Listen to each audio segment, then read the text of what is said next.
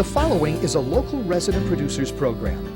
The program content is the sole responsibility of the producer and does not necessarily reflect the views or policies of CATV2, Oshkosh Community Access Television, the City of Oshkosh, the Oshkosh Cable Television Advisory Commission, or Time Warner Cable.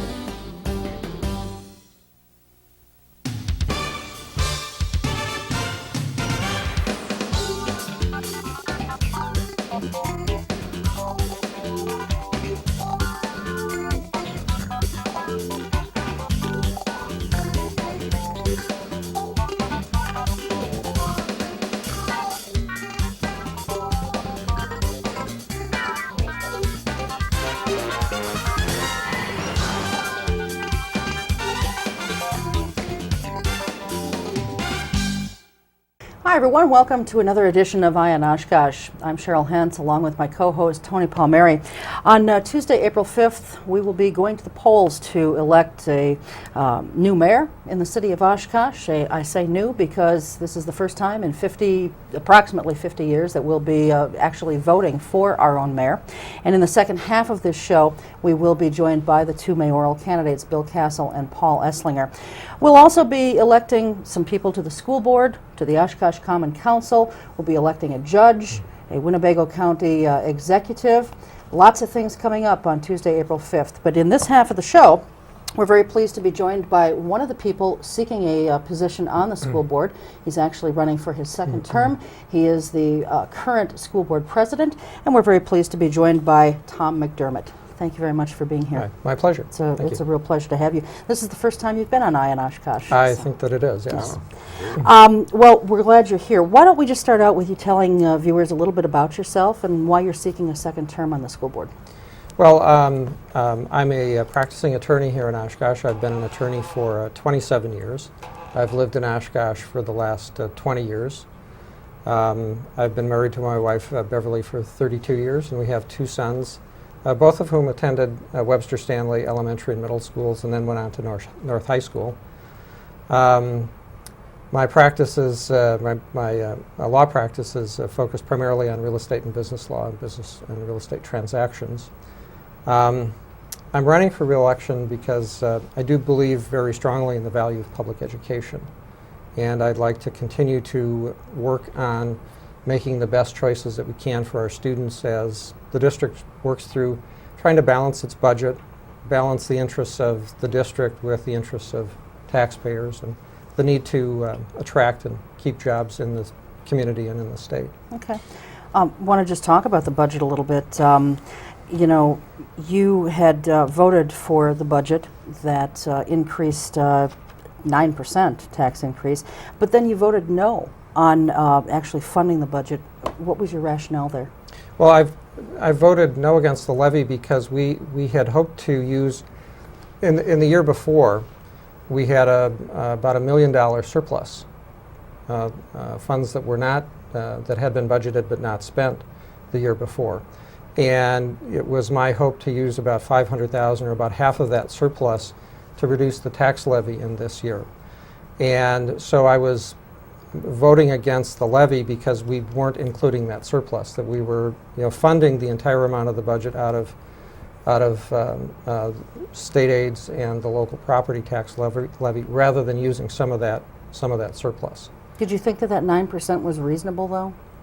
Well, if you look at just 1 year at 9%, that may sound unreasonable. But if you look back over the last 3 years, 2 years ago, the total levy actually went down by a little over 2%. And then the year following that, the total levy increased by about 4%. So the 3-year average over those 3 years was about 3.5%. And in fact, if you go back 7 years, the 7-year average of the increase in the total levy, and this isn't necessarily the tax rate for an individual Oshkosh taxpayer, but the increase in the total tax levy for the school district, the average rate of increase was 3.39% over the last 7 years.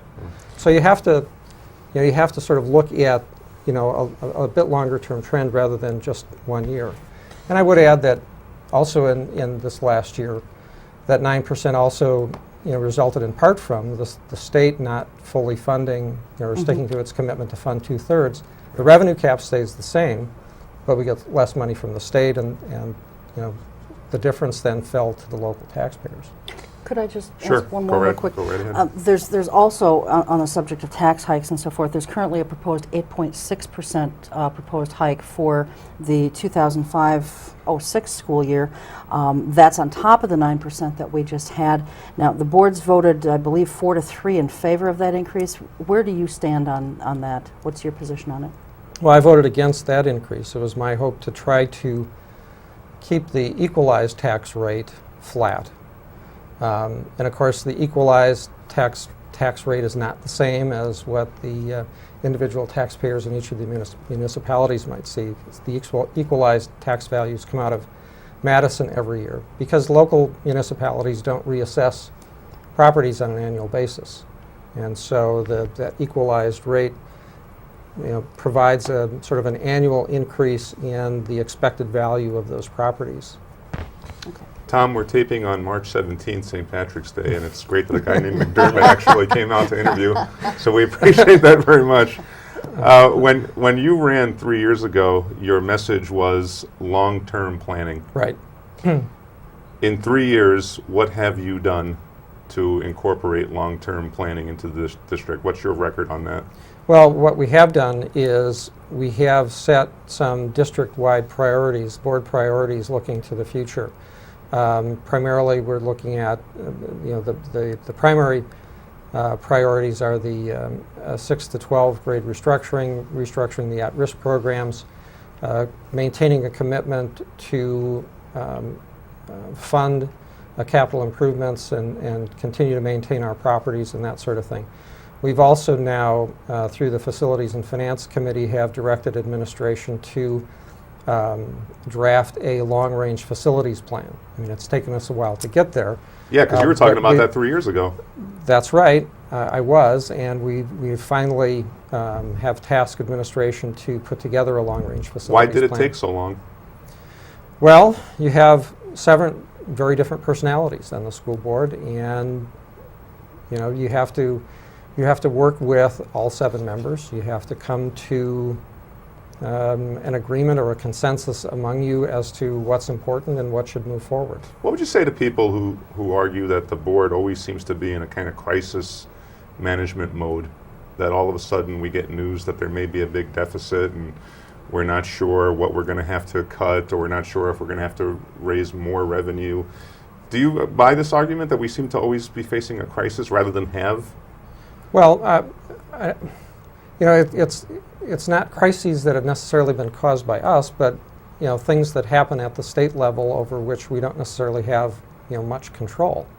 And with the crisis that we're looking at now, the uncertainty over how much money might be available to local school districts is in large part a result of the budget not being in place at the state level, and the disagreement between the political parties about how much funding should be provided for public education. Well, right now, one last thing on the show. Right now, there are various tax freezes going on in Madison. There's the Doyle freeze that apparently would fund 2/3 of the schools. Right. There's the Republican freeze that would not necessarily fund the 2/3. What's your general view on tax freezes? Do you think there should be one coming out of Madison? Well, anytime, let me put it this way, anytime that you have the state providing the major portion of the funding, the state is going to have some limit on local expenditures. I mean, they're not going to say, we'll provide you with 2/3 funding and then you decide how much you want to spend. There's going to be some kind of control as long as we have a major contribution from the state and some major equalization aids from the state. I don't think we're going to get away from that. We're going to have to learn how to live with that. Because one of the candidates was here and he said that the state should get rid of even the idea of a tax freeze. But you're saying that a tax freeze is okay. I think, well, depending on, it depends on how you define that. I think the various ideas that have been kicked around, I think there are some of those that would be livable and doable. I think the governor's plan would freeze local property taxes and then keep the 2/3 commitment to funding, so it would in effect increase our state aids while limiting the increase at the And you could live with something level. like that? Yes. Okay. Cheryl? One of the things you also ran on 3 years ago, Tom, was responsible spending. Do you think that you've lived up to that promise during your first term on the board? Well, again, if you look at the 3-year average in the total increase in the levy, I have certainly tried to, and I think we've come pretty close to that. And last year, there would have been some additional, I think, local tax relief if we had used part of the surplus from the year before to provide that property tax relief. Now, you did vote for the 9% budget increase, right? We said that the 9% tax increase. I voted for the budget. That is correct. Okay, and then you voted against. I voted against the levy, as I explained, because Right. But what I'm getting at is we had Mr. Schneider here a couple of weeks ago, and he said that some candidates go through what he called the election year transformation.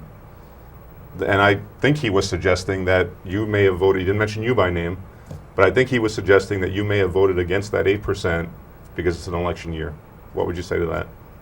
Vote against what? That 8%, The levy? the levy. No, I don't think that's true at all, because I voted for the larger tax savings that when the school district did not levy to the revenue limits, and that's the negative tax increase. Okay. Because that was a 4-3 vote, right? 3 years ago. The levy vote was a 4-3 vote. I don't remember whether it was Okay. 4-3. It may have been, but I don't recall specifically. Okay, sure. We had a question sent in to us by email, and I'm going to read it because I don't have it committed to memory. I want to make sure, first of all, that they're correct. You are the lead on the negotiation team that helped develop the school calendar, is that right? Well, I'm one of 2 board members on the negotiating team for the because that's what they suggested, and I just wanted to make sure of that. Well, the calendar has cut over 24 hours of instructional time to our students the past year. Why do you feel it was a good idea to do this? And do you feel it's a burden on parents with this calendar? Well, I certainly think it was worthwhile to try this calendar, and that's why I voted for it. The rationale being that I thought it was important that we should provide teachers with time to talk to each other and work together to try to make the time that they do spend with students more effective.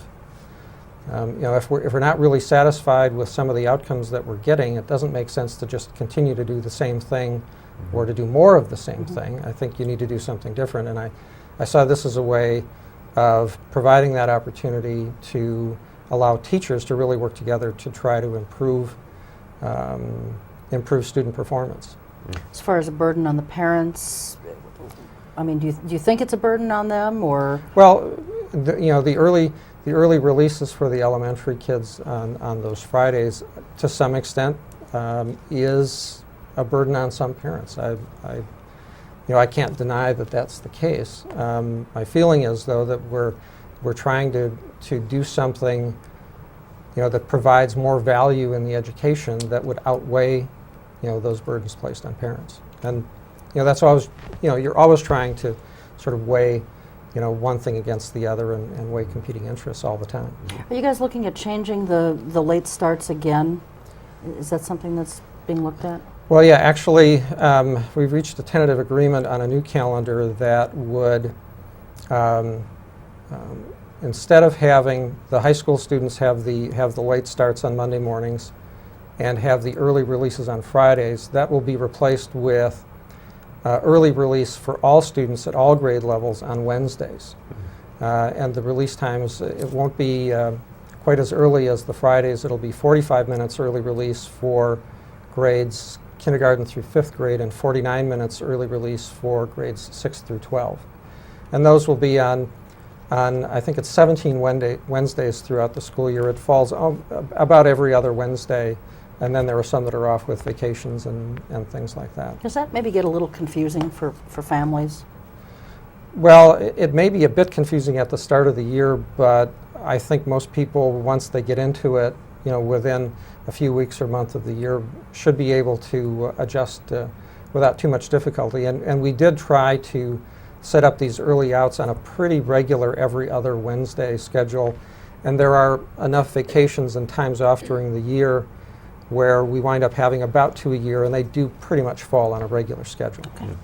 Tom, you told the Oshkosh Northwestern, I would like the district to find more cost-effective ways to deliver worthwhile programs and services, and critically evaluate programs and services and discontinue those that do not add to student achievement. Can you give us a sense of what kind of programs or services do not add to student achievement? Have you thought about this? Well, we're in the process of going through the evaluation, and what I'd like to see is some more specific data-driven information about what is the effect of various things that we do in the district. But in 3 years on the board, you must have some idea. You must have some idea of programs that maybe you just think aren't, before we even do the study. Do you have any suspicion, just as a board member for 3 years? Well, I'm not sure that it would be responsible of me to just sort of guess or throw out suspicions without having the information, without having the evaluation done. That I'd like to see the data, because people all the time have anecdotal evidence about this worked well with a particular student, or that didn't work well with a particular student. But when you take a look at student populations across the board, that anecdotal evidence isn't always the most accurate. What is your view of how we hold the district accountable on certain programs? Take for example, everyday math. That's in place now, correct? Yes. And how do we as citizens and you as board members, how do you come to a determination that in fact everyday math is good and should stay in the district? Well, the one piece of objective data we have are the WKCE, the standardized test scores that are given at 4th and 8th and 10th grade levels, and the 4th grade math scores have been increasing over the time that we've had everyday math in place. And so that's sort of one measure of how the system is doing. Beyond that, I have talked to various teachers, but again, that's sort of isolated and again anecdotal sort of evidence, with respect to that. Before you became a member of the board member, did you have a sense that the board micromanaged the administration? And since you've been on the board, is this a micromanaging board? What kind of board should it be? Well, ideally, the board should not be involved in micromanaging, but should set general policies and give general parameters, and tell the district, tell the administration, this is how much money you have to spend, and you structure that. Right. I think there are times when we have micromanaged. What would be an example? It's difficult sometimes not to. Well, we get resolutions that come to us to approve, for example, the acquisition of a certain kind of computer equipment, the flat screen monitors versus the cathode ray tube monitors, and we had a discussion and some disagreement about which sort of monitors we should purchase, and that's the sort of thing I think tends to get close to micromanaging. If you've hired an expert to make that decision, unless you have some really good reason not to trust the judgment of that manager, I think in general, that's why you've hired that person, to give you the value of their expertise, and you got to follow that. All right, Cheryl. Other than budgetary concerns, which of course is something that is probably critical for, and at the top of the list for all governmental bodies, other than budgetary concerns, what do you see as, maybe one or two of the bigger issues facing the district in the next couple of years? The budget is absolutely the big one. There's no question about that. I think, over time, I think we need to take a look at the disparity enrollments at North High School and West High School, and we need to determine whether or not that disparity is really causing there to be, an unacceptable difference in the opportunities for students at those two high schools. We really need to take a hard look at that to determine if in fact there really is a problem, and if there is a problem, then go out to the community and have some serious discussions about how we solve those problems. What's the best solution to make sure that all of our students have basically the same equal opportunity for educational programs and services. So I think that's an issue out there. The other issue, I think, connects to the long-range facilities plan and is also tied in with the budget, and that's taking a look at do we continue to run our school system of 17 elementary schools, some of which have just over 100 students? Is that the way to effectively deliver programs and services? Is that unnecessarily expensive? Could we be directing those resources to more effective and productive uses? There's been a controversy, Tom, recently about whether Mr. Sween, who's on the board, a retired teacher, whether he should vote on budget matters. And I think on that levy vote, I think one reason why that became especially controversial is because I think it was a 4-3 vote, and he voted. And he has a ruling now from the ethics board. Oh, I think the vote that you're referring to had to do with setting the assumptions for which Setting the assumptions. That's the vote build we're the talking budget. about. Okay. Right. Do you think that Mr. Sween should vote on things like that? Well, the opinion that he had from the ethics board specifically said that it was not an opinion on whether he could vote on the budget. Okay. It came to the conclusion that setting the assumptions upon which to build the budget, I'm trying to remember the exact language, they felt that his interest at this point was remote and speculative when you're setting the assumptions. But it did say that it was not an opinion when it came to actually voting on the budget. And my understanding is that given the fact that he has retirement benefits that are, driven by the resources available in the budget, that there could be a conflict of interest for him. And my concern would be that if he were to vote, the question would be: is that a valid? If there were a 4-3 vote, with him voting in the majority, would that be a valid action by the school board? Okay. But you don't have your own personal opinion as to whether he should vote? I mean, it seemed like Mr. Becker, from what I didn't see the meeting from what I've been told, he pretty much thought that Mr. Sween should not vote, regardless of what the opinion from Madison said. Well, with respect to setting the budget parameters, and what I said at the meeting was, as a practical matter, that vote had very little impact because the district's going to be structuring the budget or giving us a variety of alternatives for the budget because there's so much uncertainty about what the revenue is going to be. So even if the district builds a budget on those assumptions, it's going to be building alternative budgets on other sets of assumptions because we don't know exactly what the revenue is going to be. Now, when it comes to budget time, I guess, unless there's some way to insulate that part of the budget, and I'm not sure how you would do that, but come budget time, I think he does have a conflict. Okay. See, this was an issue with Mrs. Thiel also, wasn't it? Correct. Not? Yes. And I guess what concerns me about this is, I agree people should recuse themselves if there's a blatant conflict.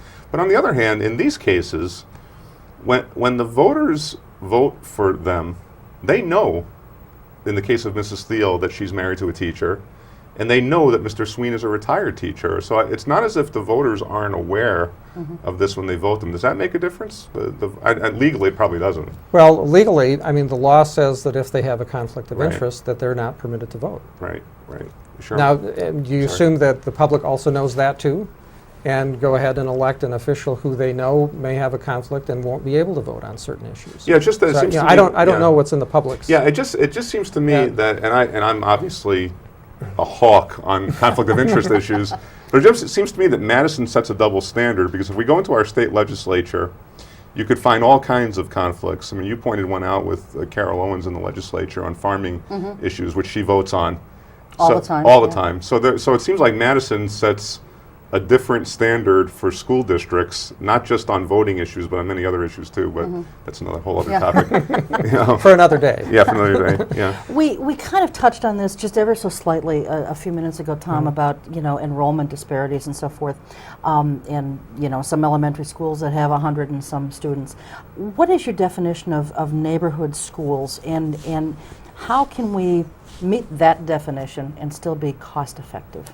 Well, I'm not sure. I don't know that I have a definition of neighborhood schools. I understand the desire to have an elementary school as close as possible to your home, and I think most people seem to have a feeling, the smaller the better. However, when you look at the performance of students who attend our various schools, there's no appreciable difference in test scores or student performance for the students who attend Oakwood or Carl Traeger, which have enrollments in excess of 500, versus students at Lakeside or Green Meadow that have, Green Meadow I think is about 100, it's a little bit under 120, and Lakeside's about 180 students. So in terms of student performance, I don't think there's an appreciable difference. And frankly, I think that the most important factor is, in any student's education, is the quality of the teacher in the classroom, Right. and the quality of the interaction that takes place in the classroom. And I think that's much more important than where that classroom is located, or whether that classroom happens to be in a building that holds 100 students or in a building that holds 500 students. Okay. Let's talk a little bit about No Child Left Behind. I saw a quote from you where you said about No Child Left Behind, there are some minor flaws in the big system. Do you think there's only minor flaws in No Child Left Behind? Well, the flaws that came to mind had to do with the way that the law defines not meeting adequate yearly progress, in particular based on specific subgroups of students, so that if a particular school has a subgroup that does not meet the standards one year, and then in a subsequent year, in the next year, has a different subgroup of students not meet the standards, for purposes of No Child Left Behind, that student has 2 years of poor performance, which can start to trigger some things. Because the National Conference of State Legislatures has come out with a report, maybe you've heard about this, and they've called No Child Left Behind flawed, convoluted, and unconstitutional. You don't think it's that bad? Well, I haven't studied it in that depth Right. to be able to tell you whether or not I think it's unconstitutional. I haven't read it in detail to know. But it sounds like you think the general goal of it is sound. Well, the goal of it, I think, is sound. To try to make sure that we're bringing all students along. I mean, Don't you think it relies too much what- on standardized testing? Probably, but what other measure do we have right now? One of the things that I'm happy to see us doing in our district is the rolling out of the grade level benchmarks and benchmark assessments. A consistent way of assessing student performance throughout the district that will not be based strictly on pencil and paper That's tests, good. but will have a variety of means of assessing what a student knows or what a student can do. Give a student an opportunity to demonstrate that in a variety of ways. Okay. We are just about out of time, believe it or not. Why don't you take about 30 seconds and just look into camera 3, Tom, and tell viewers why they should vote for you on Tuesday, April 5th. Well, I'm running for re-election, as I said before, because I do believe very strongly in the value of public education. And I believe that you best promote the cause of education by simply using common sense and spending responsibly. I believe that spending only what is reasonably necessary to provide all students with the opportunity for a sound education improves education by forcing us to critically evaluate all programs and services to make sure that they focus on and improve student achievement. It requires us to be good stewards of the public's money and to allocate our resources to those things that provide the best and most for all students.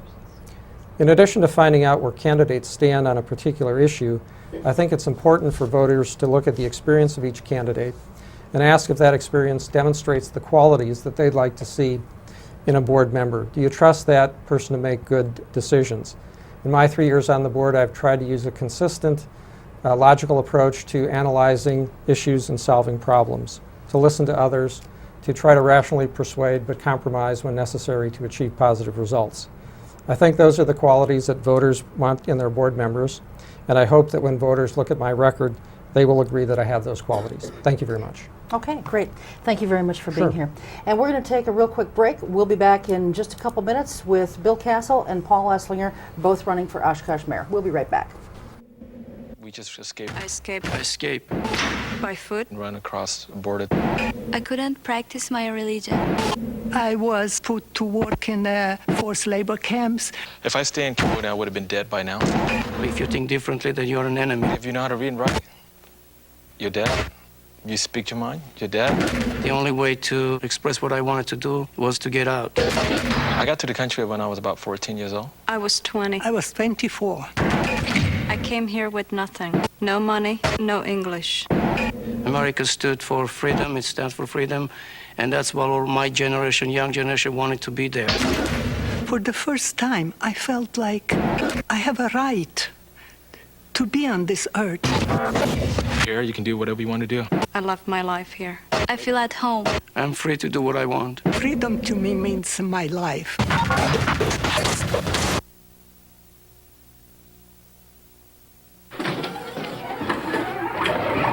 How you doing? Hi. Hi.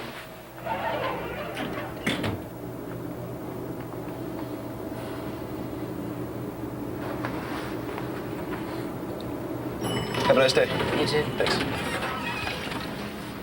If only child abuse were this easy to recognize.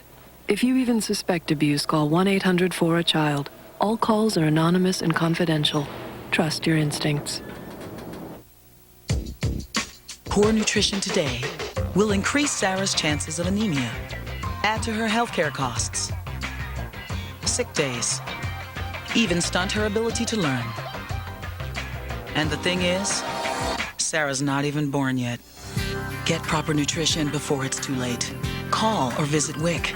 WIC provides nutrition information, healthcare referrals, even food. Your child has you, and you have WIC. Hi, and welcome back to the second half of Eye on Oshkosh. We're very pleased to be joined now by Bill Castle and Paul Esslinger, both current members of the Oshkosh Common Council, and both seeking the coveted position of Oshkosh's first elected mayor in something like 50 years. So thanks to both of you for being here.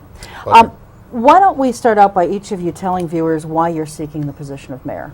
Whoever wants to go first. You guys did this so well last night, so you go flip first, a Paul. coin. Okay. Well, you know, first of all, to start at the position, I felt that people should be able to elect a mayor. I hold the mayor's position in high regard. I feel that I have leadership ability to do that, and I want to make sure that Oshkosh progresses into the future. And you know, with the business community that I work in every day, my relationship with middle and lower income people, I think I have a pretty good grasp of the demographics of the city of Oshkosh, so I'd love to serve the city. Okay. Bill? I'm running for mayor because I believe that I can bring a good leadership position to this office. I think that I've done that. I also believe that by electing me, everybody up there will be elected. If Mr. Esslinger is elected mayor, the council will most likely have to appoint somebody to fill his seat, one year remaining on his term. And I think it's very important that all of the members up there are elected. So Okay, I was going to ask a pro question on that, but you go Yeah. ahead. I guess, you know, I guess I'm curious to know why that is such an issue for yourself and, you know, former council member and former mayor John Delantonia had a big issue with it. You know, why is it a problem to appoint someone now to fill a spot when you yourself had no problem hiring Dick Wolling for city manager and appointing someone to fill his unexpired term? Right, What's the difference? That was a 2-month term we had to fill, not a full year. It was a case of he applied for a job. I mean, I accept job changes if people leave communities, health, reasons like that. This is a decision that Mr. Esslinger made to run for this office, and you know, I respect him for making the decision. The point is, I decided to run for mayor, and if I lose that seat, I'm off the council. He remains on the council, and I just think it was more important to appoint somebody to run the meetings, give him whatever title you want to give him, rather than appoint somebody to be a full voting council member.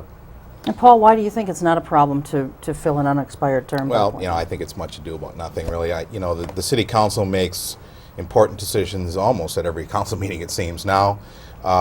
Whatever criteria the city council uses for who they fill that position, and quite frankly, we don't have to if we don't want to, it's going to be another important decision. And I think the criteria that the council members use as to who they want to fill it with, they have to run it by the people basically and get a buy-in, and appoint that person. I've heard some cynicism in the community about why both of you are running for mayor. Let me run this by you and get you both to respond.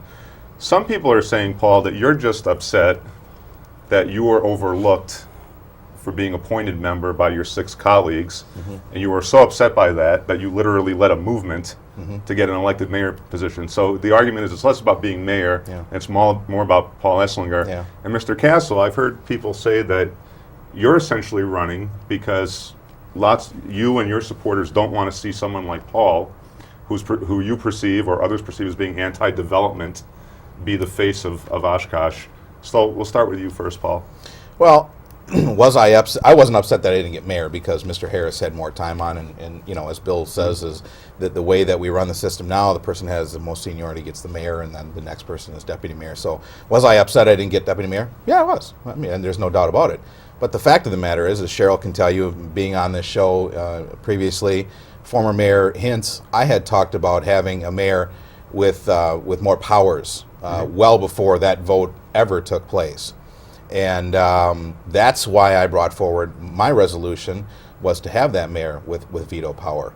And it was actually Frank Towers' amendments to water it down is what we have here so today. if they had made you deputy mayor last year, you think you still would have led this effort to get an elected mayor position? Absolutely, and I'll state right now that I still think that we need a mayor with veto power. Now, how long I'm there, I don't know, but you know, whether it's 2 years or 4 years or whatever it is, this city needs to have a mayor that has veto power, more powers for the long run. All right, and Bill, what about this argument that you don't really want to be mayor, you just don't want him to be mayor?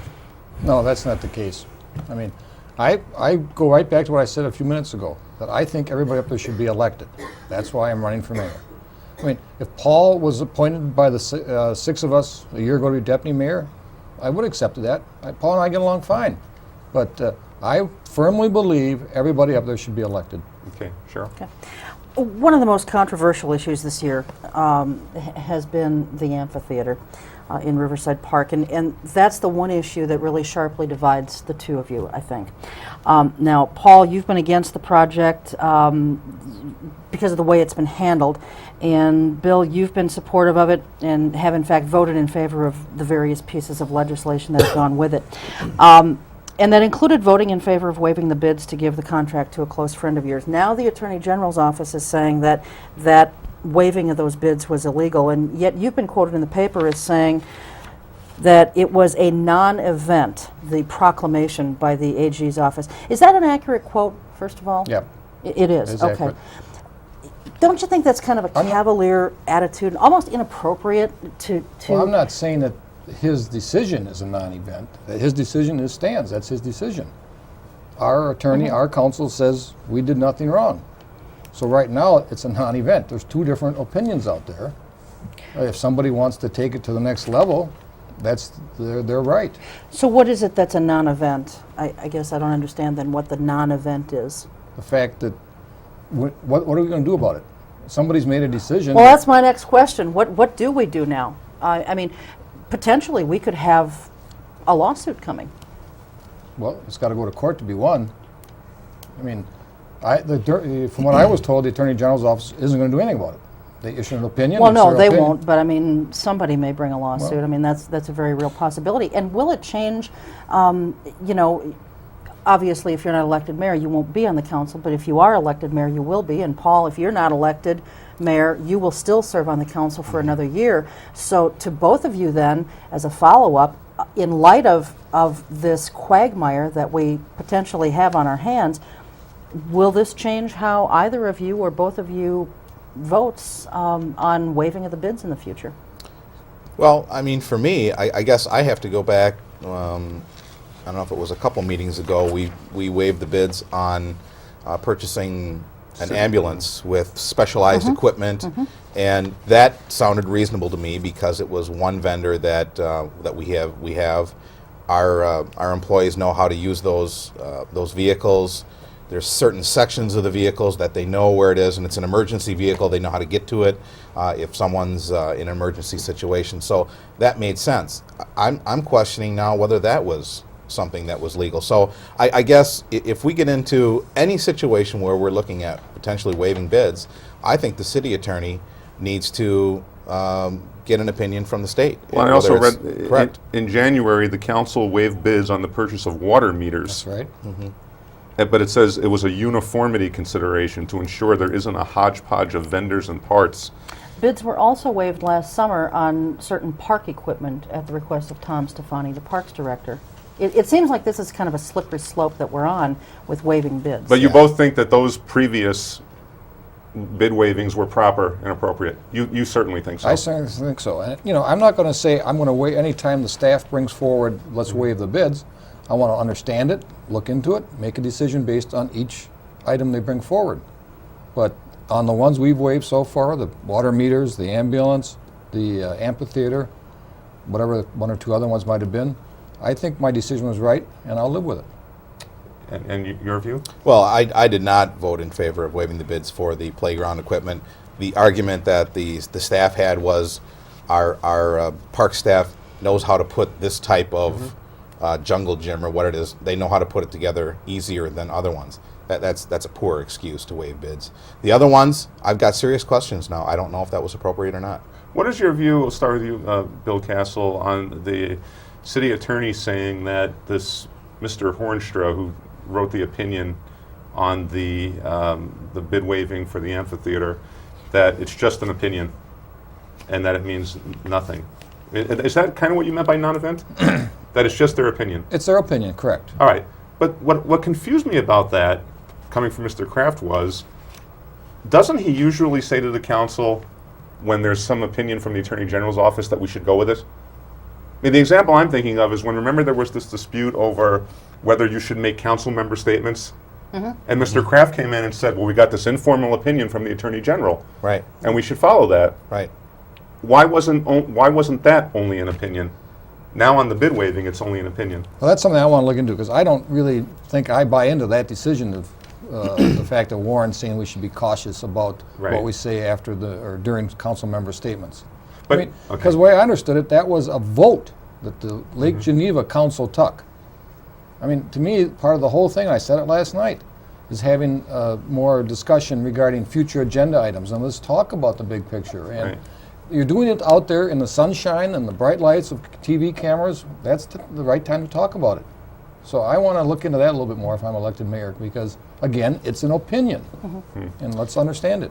Well, I think there's one thing that maybe Mr. Castle needs to explain is a few months back we had an opinion from Mr. Kraft about not waiving the liability insurance for special events. And Mr. Castle basically tossed that aside and said, I don't agree with that opinion. So in one instance, Mr. Kraft's opinion seems to be appropriate for the amphitheater, but it's not appropriate for the waiving of the liability insurance. I guess I don't understand why that is. Well, I don't agree with, as I just said, his opinion on this discussion we could have after, as part of the meeting. I mean, everybody's entitled to opinions. I mean, you and I don't agree on each other's opinions too. But the fact is, we have opinions until somebody shows me a law that we're violating. Well, but your city staff, your city attorney told you that we should not be waiving liability insurance for special events. And why would you toss that aside? Again, it was his opinion. Okay. Sure. Okay. One of the things that we've heard from a number of city council candidates, myself included, is that it might be a good idea to have comment cards in City Hall and that kind of thing. How do you both feel about something like that? Well, we do have comment cards now, from what I've been told. I just think that, and the city staff reviews that. They have meetings on the cards trying to figure out what they should do and what they shouldn't do. I think the council should review those on a quarterly basis. Bill? I like to know what's going on. I don't know if I want to look at every comment card that's turned in. Certainly, everybody knows my phone number is in the phone book. If they have a comment they want to tell me, I'm here to listen to it. Okay. There's a group called Forward Oshkosh that has recently endorsed Mr. Castle's candidacy. But before the primary, and I'm going to have a question for both of you out of this, before the primary, they said the appearance of a functioning old boys network or old boys club is an issue that Mr. Castle will need to address and adequately explain. Now, they've endorsed you. So Progress Oshkosh, I believe. Nope, this is Forward Oshkosh. Is it Forward? Oh, yeah. okay. All right. Now, they endorsed you recently, so I assume that you explained this appearance of an old boys club? What was the explanation? I did not meet with them for any explanation of anything, so I don't know what's changed Okay. their opinion of me. All right. I mean, and- I don't think I function in an old boys network. I travel around the city. I get opinions from a lot of people, whether they work in a mill or work in an office or work in a retail business. I listen to them. Okay. So I know a lot of people. I wasn't born here, but I lived my Right. whole life here. Right. And Did get you to fill know out people. was there a survey for Forward Oshkosh or They've sent out a questionnaire that they thought my answers were very brief, and they didn't really appreciate how brief I was. okay, but they did endorse you. Well- and what again, this is before the primary, they said, although we share Mr. Esslinger's dogged pursuit of fiscal responsibility, we are equally concerned with a perceived knee-jerk negative reaction to development opportunities that may require city participation. Yeah. So they didn't endorse you, so I assume you never convinced them that you're not a knee-jerk. I guess I'm not in their good old Well, boys network. Or, well, how do you respond to this? well, it's ridiculous, Tony, and I still think that's Progress Oshkosh you're talking about. But we just had, what was it, last Sunday and Monday, there was a 2-part series about downtown redevelopment and how much money it brought. And I thought it was interesting because I was reading all of those projects in there, and to the best of my recollection and knowledge, I voted in favor of every one of those TIF districts, and I voted for every single one of those redevelopment projects except for the amphitheater. I voted for the 100 block, I voted for the 4 imprint, and I voted for, I can't remember the other one. There was one other one that was in there. Was 3 of them. The Bent block, Webster building, all of that stuff I'd been in favor of. So this negative thing, I think it's ridiculous. Bill, if Paul were to get elected mayor, do you think he is too much of a negative face for Oshkosh? All right, Because there are a lot of people supporting you that are saying that.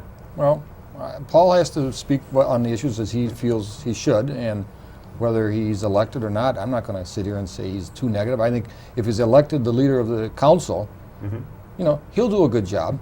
I think I'll do a better job, but I think Paul knows when he's got to step forward. If Bill Castle gets elected mayor, do you think he's not asking tough enough questions of development projects? I don't know. I mean, I've been critical of Mr. Castle, and the Northwestern has, about dealings on the golf course, and I think that may be a little bit overplayed.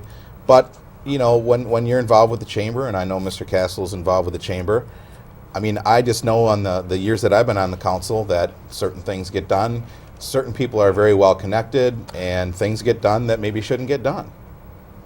Such as, I mean, what is the chamber or are these type of people done that's been negative for Oshkosh? Well, one thing I think was negative was voting illegally on the restrooms for Riverside Park. I think it's now given the city of Oshkosh a black eye. Well, I don't think we did anything illegal.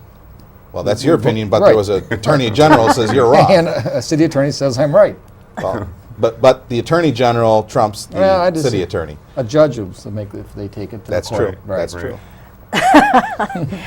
There has been tremendous media attention put on the inspections department in the city. Now, a survey was done, and I don't recall the exact dollar figure. It was somewhere between $12,000 and $15,000, I believe, that was spent investigating the inspections department and kind of looking at it. Nothing was ever brought forward to the public about that. If either of you, whichever one is elected mayor, what kind of a role will you play in trying to resolve the problems that we still hear that developers seem to have with the inspections department? And will you also lead the charge to bring that survey, those results forward, so the public can hear what is going on with the inspections department? Well, the report is a public document. I'm sure Bill got a copy of it also. I got a copy of it. And I mean, it was ridiculous. And we spent $12,000 to $15,000 on a report that basically said we have a problem in the inspections department. Well, what is the problem? It varies. If you're a developer, you believe that the inspection department has a holier than thou attitude, and it's going to be done their way or no way. If you talk to the inspectors, it's the developers try to get away with everything. They want special favors, and we're not going to do that. We're going to hold them to the letter of the law. I tried to bring, as a mediator, Tried to bring those two sides together at a workshop, tried to get a workshop for the council, and I had no support from the council. And to this day, I still don't know where we are with that, and it seems to be hidden in the corner somewhere. And Bill, why were you opposed to a workshop? Because I think that that is a staff issue. I've talked to the manager when people have brought things to my attention to try to look into it and see what the issues are. He's usually always gotten back to me and said, you know, here's a lot of the issues, both sides, and then I go back to the people that have brought it to my attention. Oh yeah, I guess that was maybe, I forgot that part of the discussion, and little things like that, and it's, you know, the old he said, she said. And I think those things need to be worked out. I want to make sure that the inspection department is an inspection department that developers look forward to working with, and we just have to keep that, you know, discussion going. But see, we've been doing this process for years. I remember I think Melanie. it's getting better. Well, I don't. You know, Melanie Bleckel told me when she was on the council, which was, you know, she started 10, 11, 12 years ago. Right. This was going on then, and if we still have the problem now, I'm saying whatever we're doing now obviously is not working. Well, and I guess I would concur with that a little bit, because I have personally had, I mean, not gazillions of developers have told me this, but enough developers have told me this that I think it gives pause for some concern that a lot of developers don't seem to want to come here, is what I've been told, because of the inspections department. But Oshkosh is still one of the fastest growing cities in the state, so we're doing something right. But if certain developers are staying away from the city, does that not suggest that maybe we do have a problem that we really do need to look at? And if you're elected mayor, will you do that? I certainly, Paul has said that he will. I will look into things. But anytime anybody's brought something to my attention, I look into it. How do the two of you rate the performance of our city manager, Mr. Woolink? I read in the paper a few months ago where he essentially said he wasn't really involved all that much in the Five Rivers Resort negotiations. What do you think he should take a more active leadership role on these types of projects? Yeah. I think he lets his lieutenants start looking at things and getting a sense of it. Is that good? Well, I think he's very much aware of everything that's going on. I think it's good to sort of see how it starts to flush out. I mean, there's a lot of things that I'm in the business world that you need to start to flush out, and then after a lot of the important stuff is there to look at and say, all right, let's take this to the council. Let's really have some discussion on it. You know, but he's also willing to meet with people. What's your view on the city manager's leadership effectiveness is really what we're talking about? Well, I think that the problem, herein lies the problem, is the type of government that we have. We have 7 people that are doing this part-time that want the staff to review these things, and we have to take their opinion because we're lay people basically on a lot of these issues. This is why I'm saying we need at least one member, the mayor, to be a full-time person that can go to these meetings, can understand what is going on, so maybe we don't have to rely on a staff so much. And I think you're right. And I talked to Mr. Woolink. He's a great guy. I have the utmost respect for him, but I think that in his position, he needs to get a little more involved. And when I read that statement that he didn't know what the Five Rivers thing, I'm thinking that we can't have that. He always was aware of it. But, you know, you come back to it, the real power under any form of government is the majority of the council.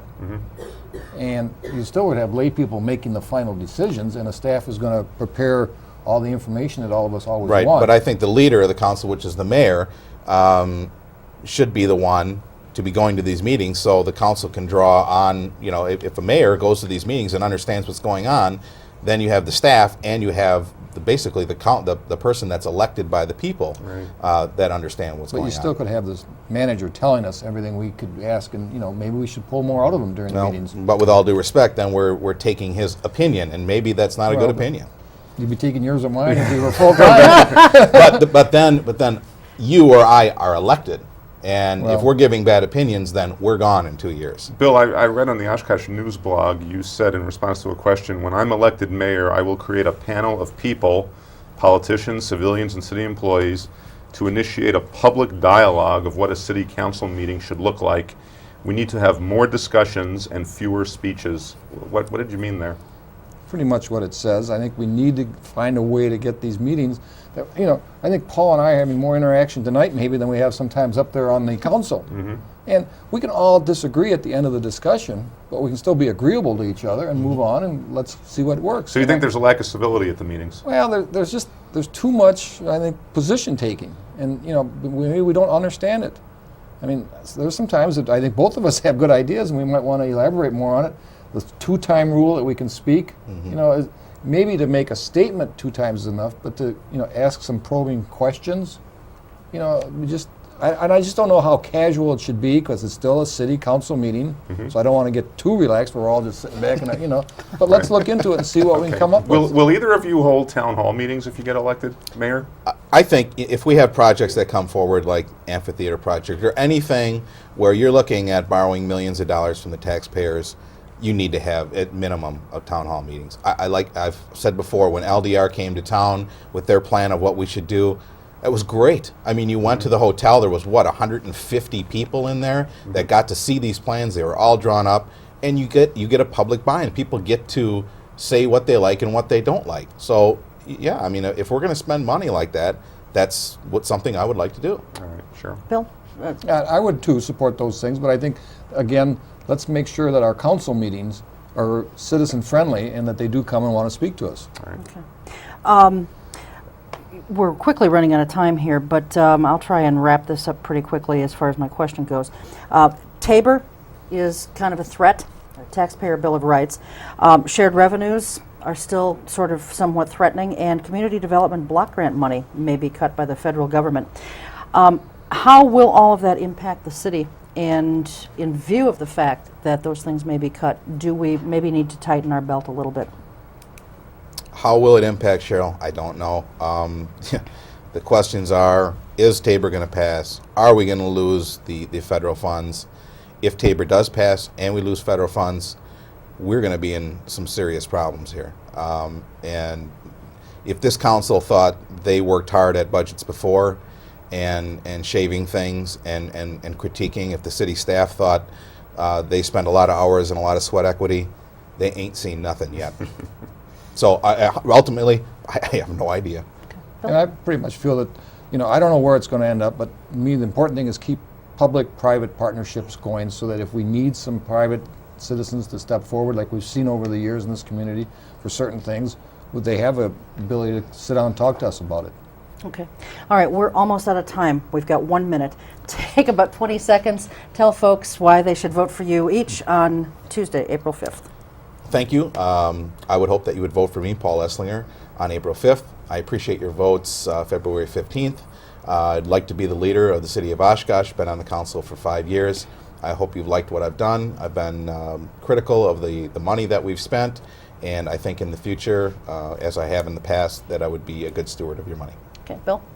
Thanks also for having me on your show tonight. I hope that the citizens find that I brought forth new ideas, that I look forward to working with the citizens, that I can bring proven leadership to the council, and if I'm elected, all the members on that council will be elected by the citizens, and therefore I look forward for your votes on April 5th. Okay, great. Thanks to both of you for being here. Thanks to you folks for joining us, and remember to go to the polls on Tuesday, April 5th. And we will see you next time. Until then, take good care and keep your eye on us. We've got our eye on Oshkosh.